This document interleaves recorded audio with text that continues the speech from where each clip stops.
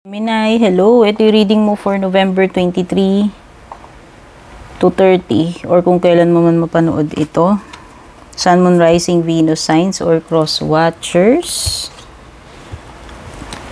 Kung interesado ka sa private reading ko, Gemini, tignan mo na lang yung mga nakasulat sa description or panoorin mo hanggang dulo. Diyan lahat ng details pati link. Thank you so much, Gemini, sa patuloy na pagsubaybay sa aking mga readings. Thankful and grateful po ako sa suporta ninyo. Malaking tulong ang inyong mga likes, shares, comments.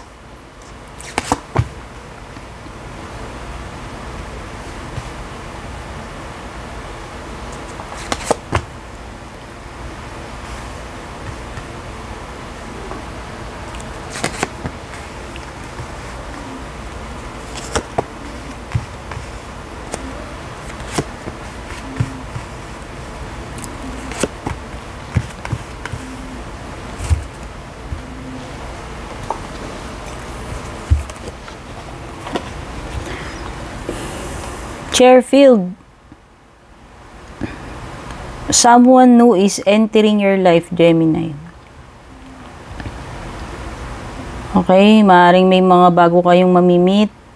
Maaaring may bagong mamimit or may bagong papasok sa buhay ninyo. New chapter ito, whether tao ito or hindi. Pwedeng may bagong chapter sa buhay nyo or merong literal na bagong tao talaga papasok sa buhay ninyo. Kakaroon ng bagong connection. Sabihin na natin, romantic man ito or not. Wow, you have good fortune. Ayan yung Beetle card, Gemini. So, baka iba sa inyo sisertihin. At least maganda yung kapalaran ninyo. Etong November 23 hanggang katapusan.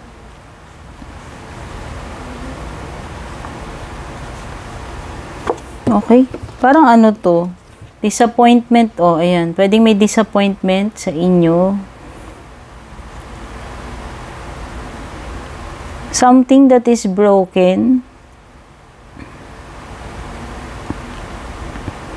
Okay. Meron parang nabasag dito. Hindi ko alam kung may mababasag ba kayo. Literal na may mababasag. Or sabihin natin nabasag in symbolism, pwedeng may something na masisira. Baka masisira yung masisira yung impression mo sa isang tao. Or nasira yung tiwala mo. Yung mga ganun. Something na nag-break eh. Or pwedeng meron bang someone na sisira sa usapan. So mayroon something na mababasag, masisira. Yun yung nafe-feel ko. Pwedeng broken trust. Ayan. O may literal na gamit na nasira, nabasag. Ayan. Pwedeng may ganyan.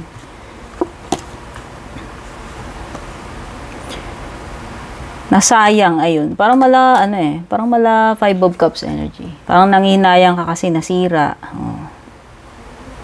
Nasayang. Okay, work. Maaaring magiging very busy sa trabaho. Sub-sub sa sa opisina, sa trabaho. Nakikita ko may mga papel dito, may mga panulat. Hindi ko alam kung may mga documents. Mga reports. Okay, written eh. So, maraming written. Basta nakikita ko dito, focus mo trabaho. Daming asikasuhin dito about sa trabaho. Very busy. You are on the right path regarding some aspect of your life. Arrow, maaaring you are going to hit the target, sabihin natin. Oo, ibig sabihin sabi dito nasa tamang path ka eh. So, indication to na i-continue mo lang yung ginagawa mo kasi mahihit mo yung target mo bago matapos tong month. You have the arrow. Okay? Carriage. Ayan, pwedeng may journey. O, physical or mental na paglalakbay, dear. May paglalakbay. May pupuntahan ka ba? Basta meron something dito. lalakarin, biyahe, pupuntahan, or may pagdadaanan, physical or mental na pagdadaanan ito. Mountain, okay, ito yung pagdadaanan mo if ever, no? Sabi dito, sa karuwahe mo. O, merong major challenge na kailangan mong ma-overcome, Gemini. Ito yun, physical or mental journey, major ite. At too much concern with, ayan, sexual matters. So, baka iba sa inyo, masyadong physical lately, o yung person ninyo, so merong something dito na very active pagdating sa ganitong matters. Ayan. O baka magiging very active kayo pagdating sa mga tsuktsakan, siguro sa physical. Let's get physical. Ayan. Magiging physical masyado si Gemini. Etong November 23 to 30. Tignan na natin yung love life mo.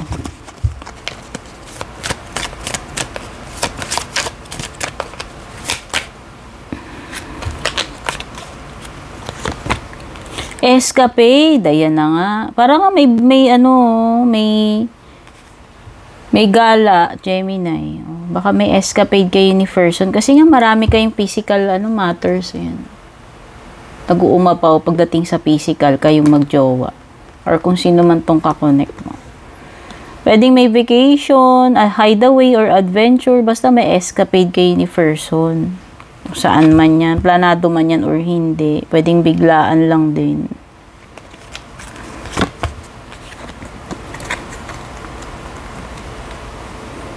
Fears? Ano ba to? Takot ba to sa yung person mo?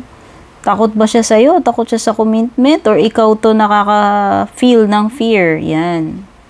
November 23 to 30, something to fear about. Something para maka-feel ka ng insecurity, fear. Yan. Meron bang Michael dito? O baka may kakilala ka Michael o ikaw yung Michael. Pero meron something about poprotektahan ka ng iyong guardian angel pagdating sa mga delikadong sitwasyon. O pwedeng may divine intervention.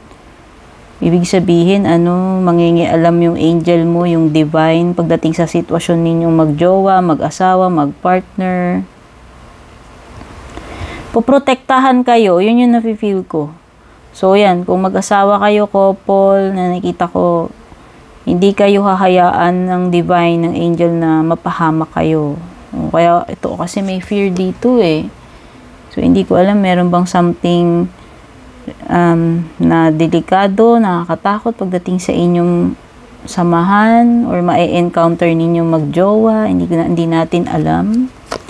Pero poprotektahan ka, ayan.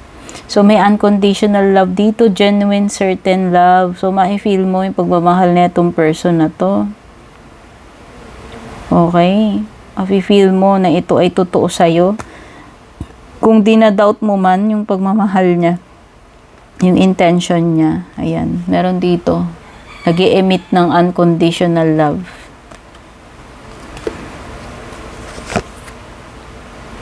Family, oo. Baka nga mag-asawa na kayo. Baka. Ito kasi malakas energy ng couple, sabi ko nga eh. Pwedeng poprotektahan kayo na angel nyo sa danger. Kasama na yung family nyo. Kung mag-asawa na kayo, may anak na kayo. Ayan. So, nakikita ko talagang mahal ka nito.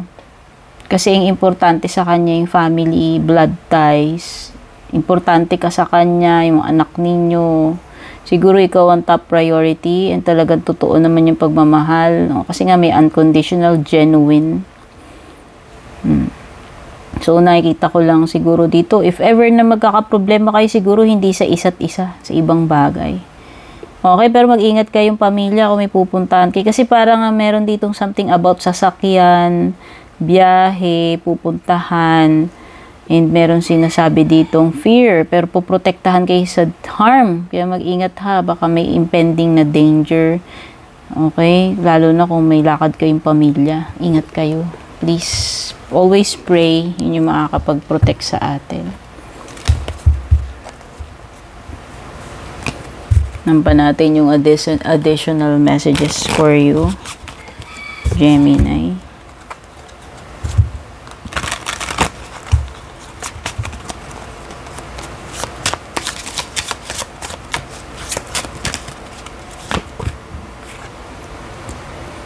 King of Cups, pwedeng may water sign, Cancer, Scorpio, Pisces.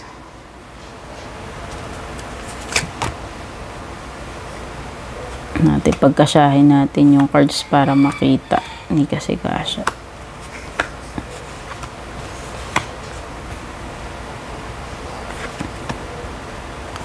May earth sign din, pwedeng Taurus, Virgo, Capricorn. First, earth sign, night. Okay. Okay, water sign, earth sign. Water sign na naman. And Leo, yan, kung meron man. Strong energy ng Cancer, Scorpio, Pisces, Taurus, Virgo, Capricorn, or Leo.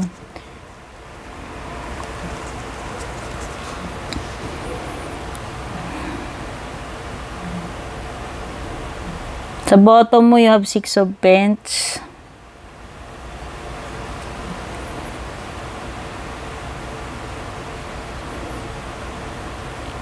Parang may party. Meron ba? Okasyon, celebration.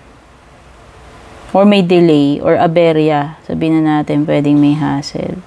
Or pwedeng Indianin ka ng kausap mo. Or hindi matuloy yung pinaplano yung reunion, lakad. Basta parang may gathering dito. Pero parang ang na-feel ko is merong hindi tutupad doon sa usapan. Pwedeng may mang-Indian or pwedeng may aberya, may delay, may hindi a-attend, hindi kayo makukumpleto kung reunion yan.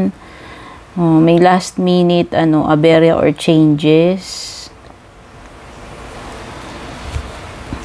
Or pwedeng hindi magkakasundo sa may something na hindi mo makukuha yung approval ng iba. Ayan. Pwede may, kumbaga kung botohan, majority, pwede may iba dito, hindi sila boboto. Okay, baka may umutang sa'yo, Gemini. Nakikita ko, dito mukhang magiging generous ka na naman yan. Either ikaw, magdo-donate ka charity, or mamimigay ka, tutulong ka. Ikaw man to, kasi ito ay give or take eh. 6 of Pentacles. So yan, kung either ikaw magbibigay dito or ikaw makaka-receive.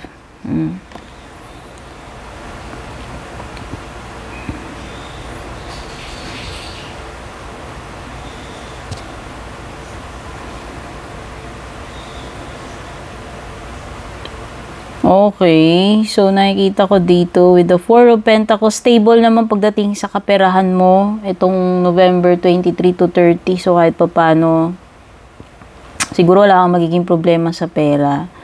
Okay, maaari nga lang may umutang sa'yo dito. Magtabi ka ng pera, Gemini. So nakikita ko dito magtitipid ka eh. Okay, meron ditong parang magta-tantrum. Magiging emotional, ewan ko, or mawawalan ng control pagdating sa emotions. Pabago-bago ng feeling, meron, parang fickle-minded. Si water sign, pwede, kung kadil mo si water sign. Or nag-show siya ng immaturity. Or pwedeng hindi niya ma-handle yung emotions niya. Or kung meron mang emotions, may mga nararamdaman, pwedeng nakikim-kim ng nararamdaman tong person na to.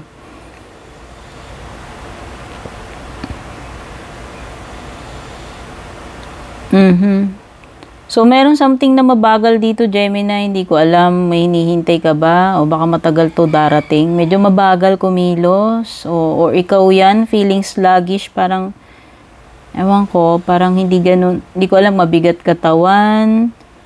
Or ang bagal kumilos. Alam mo yun, parang kulang sa kape. kulang sa energy. Kasi meron something dito na mabagal.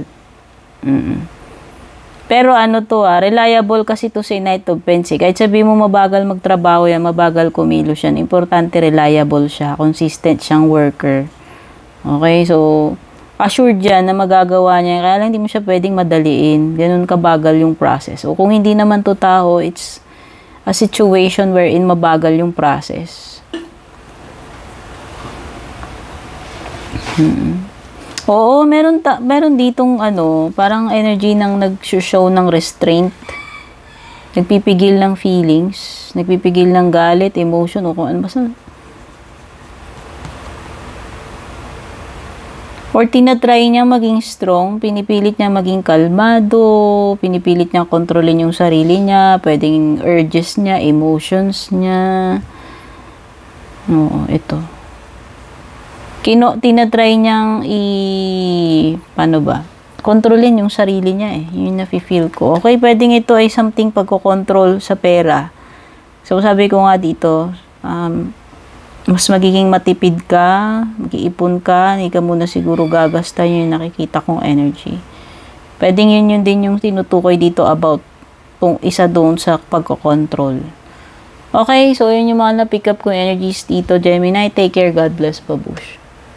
And kung balak nyo pong mag-book or mag-inquire ng personal readings ko, basahin nyo lamang po itong nakasulat sa screen or yung nakalagay sa description.